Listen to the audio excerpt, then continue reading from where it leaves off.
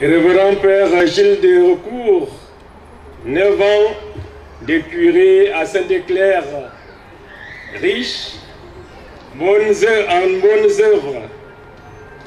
Plusieurs personnes, certainement, ont entrepris d'écrire des articles et des témoignages à l'occasion de votre départ à Sainte-Claire pour une nouvelle mission où Dieu vous appelle.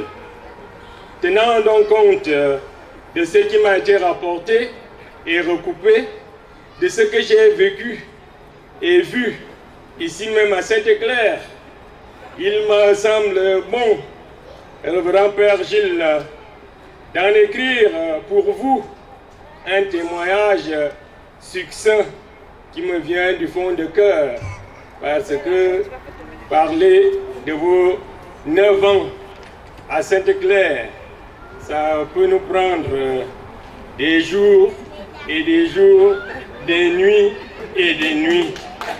Alors, cher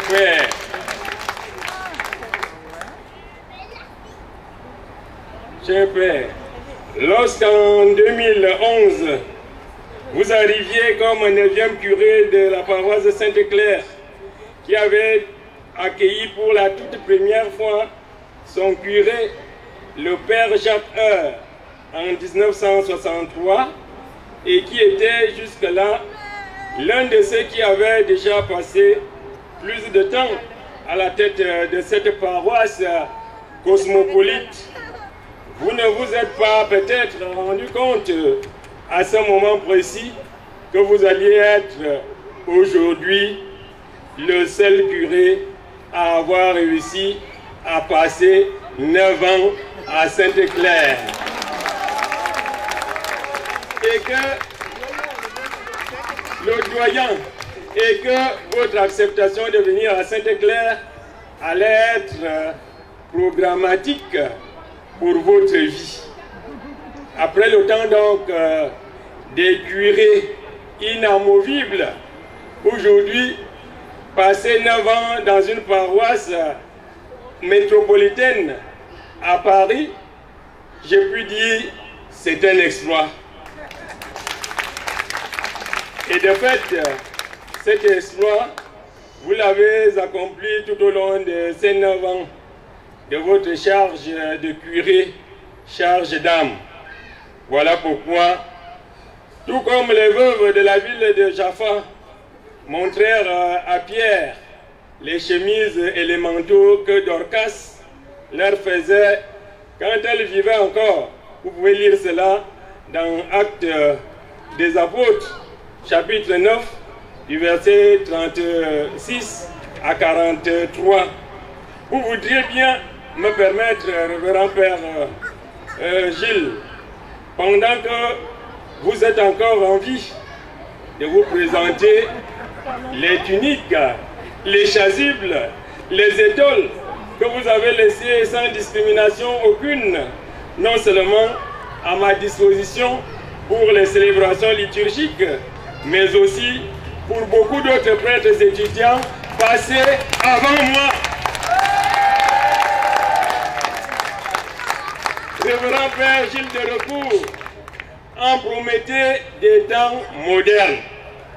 Père, de façon métaphorique, j'ai toujours vu en vous le Prométhée des temps modernes. En effet, dans la mythologie grecque, Prométhée est surtout connu pour avoir dérobé le feu sacré de l'Olympe, pour en faire don aux humains. Il est donc, pour ainsi dire, un transmetteur de feu. En partant de ce mythe, j'ai pu affirmer aujourd'hui, sans risque de me tromper, que c'est justement ce que vous avez fait pendant ces 9 ans de votre charge d'âme à Sainte-Claire qui viennent de s'écouler.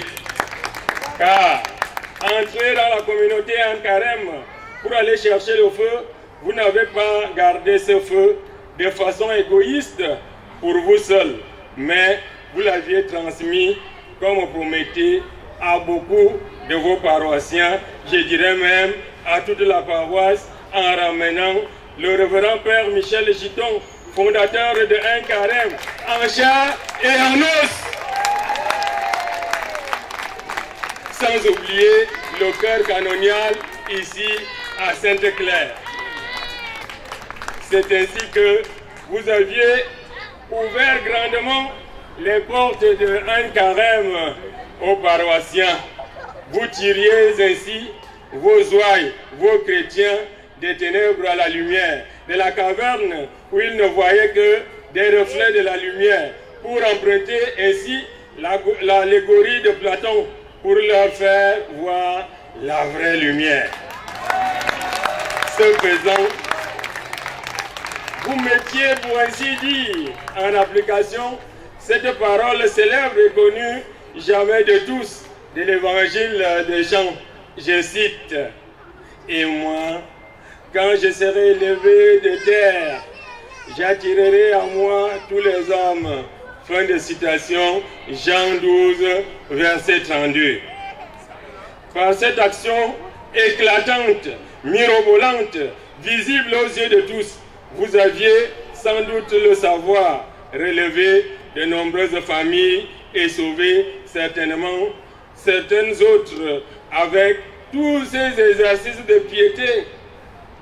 Les prédications riches et alléchantes du Père Giton, son journal hebdomadaire, les échos de l'Est parisien, ses cours de théologie et de formation à la liturgie tous les mardis du mois et tous les dimanches après-midi, ses entretiens riches en enseignement pendant les retraites et récollections, en prélude des temps liturgiques et grandes fêtes, ces communautés locales, la messe du quart canonial instituée en milieu du jour, en semaine, les laudes, les sectes, les reps solennisés, moments d'adoration par jour en semaine, sans oublier les chemins de croix en dehors des vendredis du temps de carême.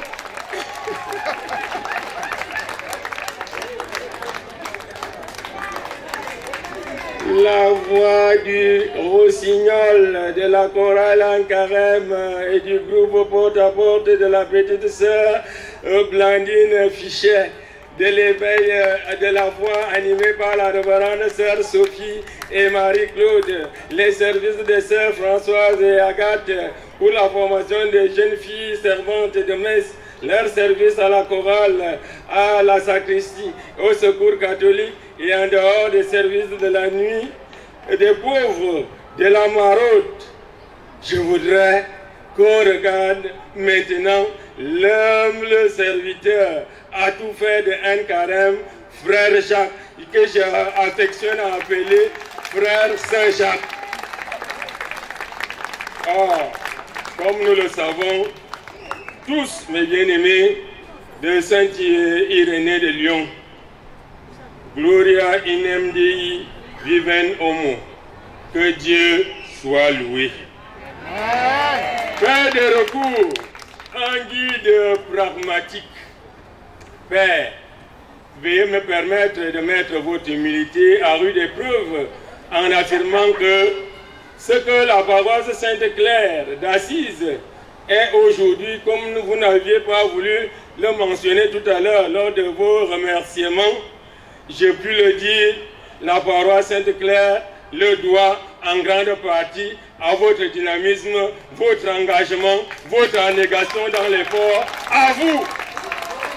En effet, lorsque l'archevêque métropolitain de Paris décide de vous envoyer à Sainte-Claire en 2011, il n'y avait pas ce parvis où se chante l'Angélus au sortir de toutes les messes dominicales de 11 heures. Pas de bureau d'accueil de confessionnal, pas de bureau du responsable de catéchèse à côté de la salle Sainte-Claire, pas de foyer des étudiants, pas de patronage, pas de secours catholique, pas de chapelle et de bancs de l'église réfectionnée, pas de groupe chérubim, pas de parcours de guérison, pas d'évangélisation de rue, pas de groupe porte à porte, pas de rosaire, mouvement chrétien de retraités, dimanche d'amitié, nuit de pauvres, pas de quart canonial de Un Carême, pas de messe pour le monde du travail, pas de messe en milieu du jour en semaine et surtout pas de concerts religieux mensuels, pas de fête des nations, pas de projet d'orgue ultra-moderne à la dimension d'une paroisse qui abrite le Conservatoire de musique de Paris.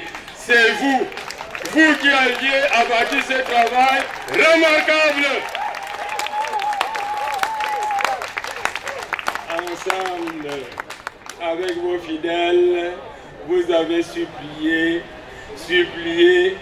le Seigneur pour obtenir sa miséricorde, sa libération, son salut même pendant les 2 mois du confinement, avec ses confessions et réceptions de la communion en respectant les gestes barrières. Ensemble, avec vos paroissiens, vous avez su regarder le Christ pour avoir la vie en abondance. C'est lui qui vous a rassemblés. Vous avez inspiré et guidé. Christ est votre force. Christ est votre paix.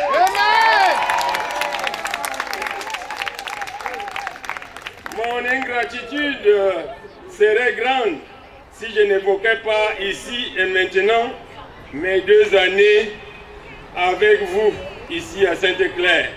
En effet, lorsque je suis arrivé et constaté malheureusement qu'il n'était pas du tout évident de trouver un stage académique auprès des lycées, collèges et écoles de cette métropole, je vous ai fait part de la situation et vous aviez réagi avec promptitude en me trouvant un stage académique au collège Saint-Georges, alors que j'avais déjà reçu une réponse négative. Que Dieu vous le rende au centuple. Révérend Père Gilles de Recour, un bâtisseur infatigable. Un bâtisseur infatigable. Père, lors de nos différentes rencontres et nos différents entretiens, j'ai remarqué que vous aviez toujours eu une philosophie de développement mieux de l'évangile social dont nous parlait le pape émérite Benoît XVI. Créez votre propre paradis dans chacune de vos lieux d'affectation.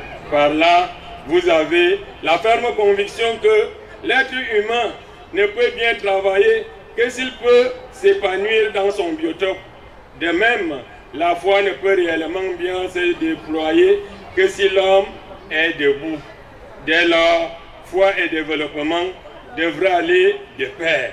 Cette vision des choses a été tellement effective durant ces 9 ans passés ici à Sainte-Claire, au point de pouvoir dire aujourd'hui, là où le Père Gilles de Recour est passé, ou alors là où le Père de Recour passe, le développement suit. Ceci est une preuve à suffisance que vous êtes un homme qui veut toujours relever les défis et qui refuse l'échec, qui veut toujours laisser les traces positives par ses passages. À ce titre, vous ne pouvez qu'être comme un paradigme, un modèle de pasteur à imiter. Après ces témoignages succincts, mais lourds de sens, que je venais de faire pour vous, Père Gilles, il ne me reste plus qu'à vous présenter mes souhaits pour votre nouvelle mission qui certainement aura 1001 défis à relever. Mais sachez que là où l'évêque vous envoie, ou alors là où l'évêque vous appelle, c'est Dieu qui vous envoie, ou alors c'est Dieu qui vous appelle.